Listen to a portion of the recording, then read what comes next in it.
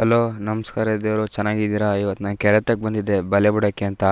ಅದಕ್ಕೆ ಆ ಕಡೆಯಿಂದ ಈ ಕಡೆಗೆ ದಾರ ಎಳ್ಕೊಂಡು ಬಲೆ ಬಿಡ್ತಾ ಇದ್ದೀನಿ. ನೋಡೋಣ ಎಷ್ಟು ಮೀನು ಬೀಳುತ್ತೆ ಅಂತ.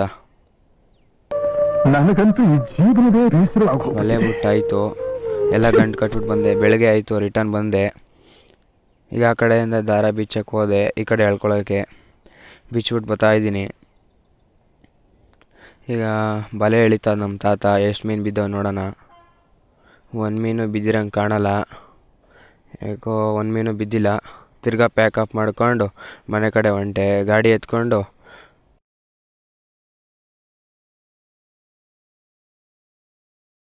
ಒಂದು ಮೀನು ಬಿದ್ದಿಲ್ಲ. ತುಂಬ ಬೇಜಾರಾಯ್ತೈತೆ, ನೋವಿದೆ, ಆಕ್ರೋಶ ಇದೆ. ಯಾಕೆ ಭಗವಂತ ನನಗಿಷ್ಟು ಪ್ರಶ್ನೆ ಮಾಡ್ತಾ ಇದ್ದಾನಲ್ಲ? ನಾನು ಯಾರಿಗೇನು ಮೋಸ ಮಾಡಿದ್ದೆ?